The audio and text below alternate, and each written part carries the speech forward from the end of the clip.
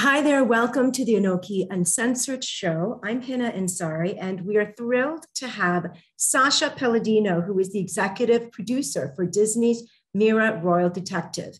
Thank you, Sascha, for agreeing to be a part of the ANOKHI Advocate list. This is to commemorate our 19th anniversary of ANOKHI. Welcome. Thank you so much. It's an honor to be here. It's an honor to be part of this list and to represent Mira Royal Detective, which all of us who work on it are so proud of. And I have to tell you, we are huge fans of the show. As soon as that show came out, all of us just sent links to everybody, all of our nieces and nephews. So we're thrilled that have a chance to chat with you. So as you know, we are part of the Advocate list. So I'm going to start with the very first question. What does advocacy mean to you? I'd say to me, advocacy is about using your voice and any power and maybe sway that you might have in your community to raise the issues that you feel are important and find a way to shine a light on them. And why is advocacy important to you? Well, for me, advocacy is important because it's a chance to really tell stories about the things that I think are meaningful. That's what I know how to do, tell stories through television for kids. And to be able to tell stories I care about communities that might not have been represented before, or aspects of our culture that might be underseen. To me, that's advocacy. It comes through in my work as stories. And shining a light, like I said, on stories that haven't been told before or haven't been told on a big canvas before. That's one of the great things about working for Disney, right? We have such a huge reach. For example, Miles from Tomorrowland is on in, I think, over 150 countries. So it's really this amazing playground in which to play that we know is being seen all over the world. And that gives us a big responsibility to make sure that we're getting it right, that we're doing these stories in a really thoughtful and sensitive way. And it's also a privilege. It's a privilege to get to tell stories, in this case, about South Asian culture. So now, can you share with us your personal advocate philosophy? I know you started telling me a little bit about it just now, but can you expand on that? Sure. For me, advocacy really comes down to storytelling. That's what I know how to do. And that's how I like to sort of think about the world. It's the way kids, because I tell stories for kids, I think a lot about how kids understand the world. And so much of that is through the stories that they hear, the movies and TV that they watch. And so those stories are a real opportunity to sort of open their worldview, expand their horizons, kind of literally in the case of Mira Royal Detective, because we're, for many kids, showing them a culture that they haven't seen before. On the other hand, what we do for kids who are on this show, who are South Asian or of South Asian descent, is reflect their culture back at them. So TV is a really powerful tool for that, because these stories can have a real impact on kids at a really formative time in their lives. Because telling stories for young kids is what I do, it informs my view of advocacy. And I guess that's why, to me, advocacy is all about telling stories and telling them well. That's great. So now, please tell me, how did the idea of South Asian representation become so important to you at Disney? Well, so, I was brought onto the project once it was already sort of in process. Disney was working with an amazing writer named Becca Topol, who had developed the show with them, and they had already all decided on the South Asian element. And when they brought me on, I was really honored, because I've always loved South Asian culture. I'm a big fan of South Asian music. The previous show that I worked on for Disney, Miles from Tomorrowland, we had worked with a studio in India. So I had been to India once on a trip to work on the animation there. And then I've just always been someone who's interested in doing deep dives in cultures that are not my own. I grew up in New York City, surrounded by just sort of a big mashup of cultures. And it's always just inspired me, being in the midst of a culture that's not my own. And I think, I was excited to take on this challenge of figuring out how to develop and create a show that honored and celebrated South Asian culture as someone who's not South Asian. It was a big kind of thing I had to wrestle with as a white guy coming in. It's not my culture. What gives me the right to run this show about South Asian culture. So that was something I really had to examine and wrestle with before I made sure I was the right person for this. It's also a time when that's a big discussion that's going on in terms of creative storytelling, like who gets to tell what story. And the reason I did accept the job and kind of throw myself into it was because I kind of landed on this idea that this idea that my job is a big part of my job is to step back and listen. Look, it's not my culture. I know that. I want to be, upfront about it with all our writers, everyone. But it's my responsibility to make sure that we include as many South Asian voices in the process as possible. So that's something we've really worked hard to do on this show, work with South Asian writers, artists, musicians at every aspect of the production. And then, contribute what I know how to do, which is tell stories that are appropriate to this age group, and help with the story structure, figuring out characters, our curriculum, things like that. But then really take a step back and make sure that the voices that know this culture, that are of this culture, are the voices that can rise and, ring out loud and clear. And so the only way I think this show could have happened, and what I'm really proud of, is that it was a true collaboration. So, the South Asian representation has always been at the forefront of all our conversations about this show. And my job was to make sure that we're balancing that with just telling amazing stories that any kid can relate to, because stories, ultimately, the stories hopefully that we're telling are universal. It's the details that are specific and representative of the culture. So my job was to sort of weave those two things together. Oh, that's great. Now, can you share with me and our audience why it's so important for people to incorporate a sense of advocacy into their lives?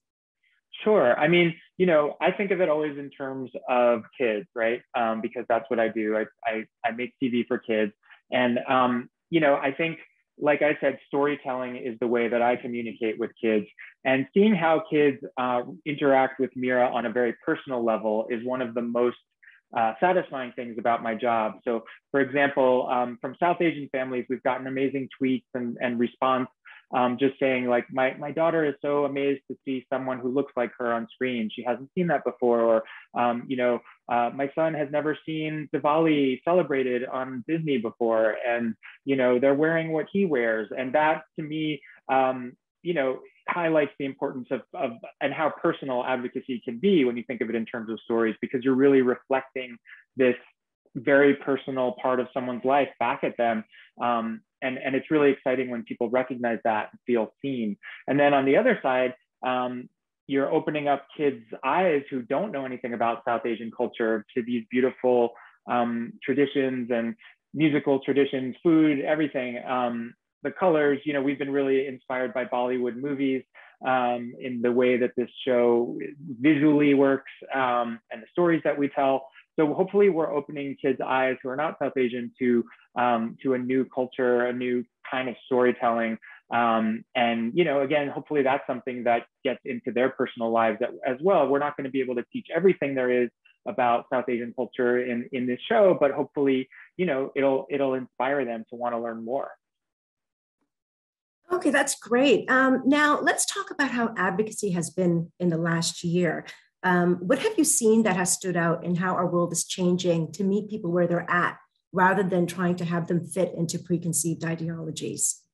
Well, I mean, I think it's a really good time. It seems like things are changing. There's a lot more representation than there used to be. And it's exciting to be a part of that. I can really only speak from my experience on this show and other things I've worked on, but I see an increased interest and excitement about representation. Another example is not this specific show, but I work with a group called the Center for Scholars and Storytellers on the Advisory Council. It's a group out of UCLA that connects storytellers with academics and kind of the research that's being done in media and other fields. And this is just one example, but one thing that we advocate for is representation of boys and men in media. And, there are a lot of stereotypes of how boys and men act. There's the stereotypical male thing of, like, being very quiet, not expressing emotions, things like that. So one thing we've really advocated for, which I'm really proud of, is is encouraging storytellers and creators to show different sides of what it means to be a boy or a man. Like we created this tip sheet for writers' rooms to sort of keep these things in mind when writers are breaking stories, and things like, you know, show a boy talking about his feelings. It's simple things, but they can have a big impact. Or for example, like show a boy taking care of a baby. Like, you know, we often see females as caregivers, but not as much males. And, you know, it's about sort of correcting these imbalances. And what's exciting about this time is we saw, excuse me, we've had so much great feedback on that work, on that tip sheet, like tons of people from different studios downloading this tip sheet and telling us it's been really useful. So to me, that says a lot about this time in advocacy. It says that these things that we advocate for, there's a need for them, and they're having an impact. So that's exciting, and it's exciting to be a part of that. What challenges have you had to overcome when it comes to voicing your support for a cause that you believe in? I mean, it could be a cause or something that has happened in the world. In terms of challenges, I guess I feel pretty lucky and I haven't really had many challenges. I've been really lucky to work with networks and collaborators who are on the same page. You know, for example, the show that I did before Mira was called Miles from Tomorrowland. It's about a family living in outer space. And that show was really, even though it was about a family interacting with alien cultures, the idea was really about connecting with cultures that are different from your own. This, as you can see, this is my version of advocacy is all about culture and connecting cultures, whether real or imagined. And what I feel so lucky about with Disney is that they supported that. They supported the idea that even though these characters are visiting other planets, it's really a stand-in for visiting other cultures and what that means. And they, you know, they were very happy to have me explore that in the form of stories that I tell. So I'm, I guess, one of the lucky ones that hasn't run up against a lot of challenges in that respect. You know, and also I feel really lucky that the South Asian community has embraced our show. And, you know, it could have gone either way. We didn't know. But, you know, Mira is a show I really believe in, just in terms of representing and celebrating South Asian voices and culture. And so the fact that it was embraced and has been embraced by you guys is really important and meaningful to us. You talked about how our South Asian culture has embraced Mira, but I have to ask you, have you had any resistance from our community when it comes to advocating this cause? I have to say, I really haven't. It's been a pleasure. And, you know, I like to think that we did our due diligence, you know, just in terms of really thinking through the right way to do it. You know, we worked with, as I said, as many South Asian voices as possible on the show. We work with cultural advisors. We were able to take a trip to India, some members of the crew, both to work with our animation studio in Bangalore, but also to take a trip to Rajasthan for research, which is the region that the town in the show is based on. And I just feel so lucky that we've been able to do it in what I feel is the right way, a way that's thoughtful, sensitive, really well thought out, and I think most of all intentional. We've just tried to be intentional every step of the way. Now, with all that you've seen and experienced, what advice would you give to everyone who's watching, listening, and reading this, who want to be more proactive in a cause they believe in and to actually get up and action it? I'd say it's about finding your fellow travelers, finding the people and organizations that have missions and goals that are aligned with your own. We've been really lucky with Mira Royal Detective to be able to work with a number of organizations.